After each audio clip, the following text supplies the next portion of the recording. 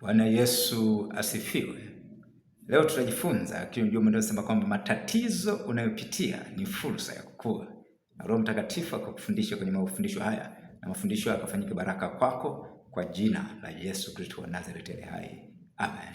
Matatizo unayopitia ni fursa ya kukua. Ni fursa ya kukua.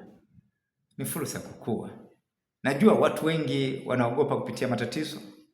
Watu wengi wanapenda maisha ya ulaini, hawataki kupita kwenye shida, hawataki kupita kwenye shida. Na ndio maana wakati mwingine watu waliofanikiwa ni wachache sana, kwa sababu watu ambao wanaweza kustahimili wanapopita kwenye kibano ni watu wachache sana. Watu wanataka kuishi kwenye comfort zone. Watu wanataka kuishi kwenye maisha ambayo hayana shida, lakini maadamu upo hapa duniani, kumbuka kwamba utakutana na changamoto tofauti. Utakutana na changamoto tofauti. Matatizo unayopitia ni fursa ya kukua. Ni fursa ya kukua. Ni fursa ya kukua, na Mungu anatamani tuwe tunakuwa. Mungu anatamani tuwe tunakuwa, anatamani tuwe tunapiga hatua. Ndio maana Mungu, tunaposoma kwenye kitabu cha Waebrania, Paulo anajaribu kuandika, anasema kwamba ni muda mrefu tangu nilitarajia kwamba sasa muwe walimu. Mbona sasa bado ni watoto wachanga mnahitaji maziwa? Kwa sababu ni muda mrefu tangu mlipookoka.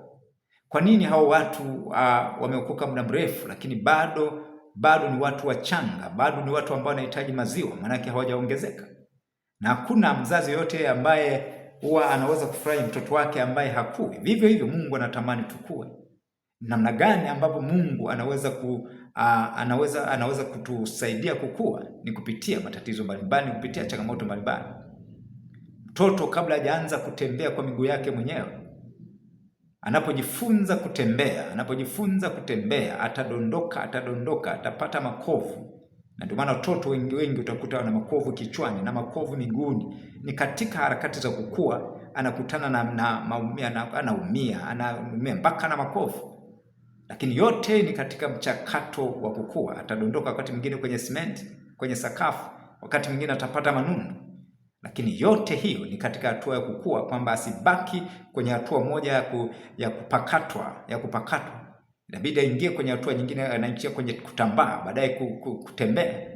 Lakini katika harakati ya kukua atakutana na mambo mengi. Matatizo tunayopitia ni fursa ya sisi kukua. Kama unatamani kukua, usilalamike unapokutana na matatizo. Usilalamike unapokutana na changamoto. Usilalamike. Hayo matatizo unayokutana nazo, hizo changamoto unazokutana nazo zinakukomaza na kukufanya wewe uwe imara zaidi. Kwa tunakomazwa kupitia matatizo tunayopitia. Tunafanywa imara kupitia matatizo tunayopitia.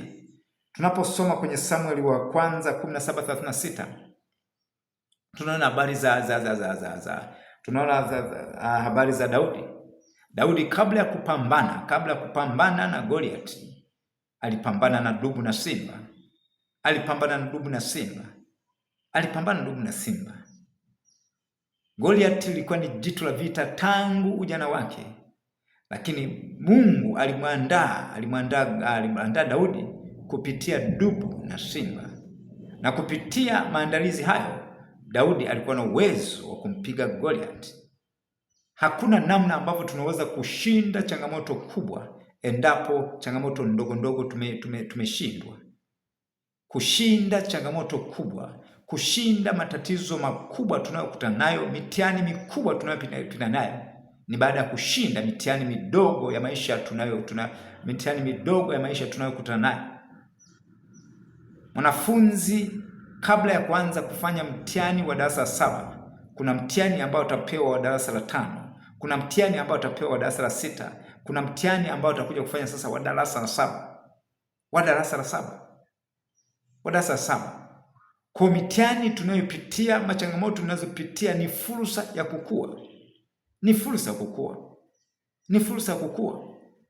Kwa kila unaposhinda tatizo lolote unalokutana nalo, changamoto yote ile unayokutana nayo poshinda, basi kuna kiwango cha ukuaji ambacho kimetokea kwako. Kwa matatizo yote tunayopitia ni fursa ya kukua, ni fursa ya kutukomaza. Na ndio maana majitu yote yaliyofanikiwa ni majitu yalipokutana na changamoto, yalipokutana majaribu, yalikuwa yalalamiki kama watu wengine. Wanajua kanuni hii kwamba matatizo ni fursa ya sisi kukua. Matatizo ni fursa ya sisi kukua. Na ukishakuwa sasa, unakuja unaanza kufanyika msaada kwa watu wengine, kwa sababu una uzoefu wa kutosha. Ulipita kwenye mitihani mbalimbali, ulipita kwenye majaribu mbalimbali, ukashinda, na kwa sababu hiyo umekomaa. Kwa tunakomazwa kupitia majaribu tunayopitia, kupitia matatizo tunayopitia, tunakomazwa na kufanyika mijitu ambayo haiwezi kutikisika kwenye hali yoyote ile, kwenye mazingira yoyote ile. Kwenye mazingira yoyote ile. Unatamani kuwa jitu ambalo haliwezi kutikiswa na hali yoyote ile, na changamoto yoyote ile. Simama imara unapokutana na matatizo. Pambana nayo matatizo, hakikisha piga vita vizuri vya imani. Unapokutana na changamoto, unapokutana na matatizo, piga vita vizuri vya imani. Piga vita vizuri vya imani. Matatizo tunayopitia, changamoto tunazopitia ni fursa ya sisi kukua. Tunakomazwa kupitia matatizo tunayopitia, kupitia changamoto tunazopitia. Na tunapofikia ukomavu ambao unahitajika, tunafanyika msaada kwa watu wengine. Mtu ambaye hajawahi pita changamoto yoyote ile hawezi kufanyika msaada kwa watu wengine. Hawezi kufanyika msaada kwa watu wengine. Watu wote unaona kwamba wamefanikiwa kwenye maeneo mbalimbali ni watu ambao walipitia matatizo mbalimbali, lakini hawakukata tamaa, hawakuvunjika moyo. Na wakati mwingine wanapotoa tu ushuhuda wao, ushuhuda wa maisha yao, watu wengine wanapokea uponyaji, watu wengine wanatiwa nguvu, wanajiona kwamba hakuna tatizo wanalopitia. Sasa kama wewe ukipita mtihani kidogo tu chali, ukipita jaribu kidogo tu, huwezi kustahimili, huwezi kufanyika msaada wote ule katika chini ya jua. Huwezi kufanyika msaada wote kwa mtu yoyote yule. Kama natamani kufanyika msaada kwa watu wengine, ona kila matatizo unayopitia kwamba ni fursa ya kukukomaza, ni fursa ya kukufanya uwe imara zaidi, ni fursa ya kukufanya uwe kuwa madhubuti zaidi. Mungu akubariki sana kwa kusikiliza mafundisho haya. Kumbuka, ili kuendelea kupata mafundisho yote ambayo ninaposti kwenye channel yangu ya YouTube, basi usisahau kusubscribe, lakini pia unaweza kushare, unaweza kushirikisha marafiki zako mafundisho haya. Mungu akubariki katika jina la Yesu Kristo wa Nazareti. Roho Mtakatifu kusaidia kuona kila tatizo kwamba ni fursa ya kukua.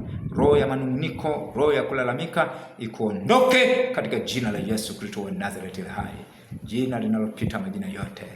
Amen.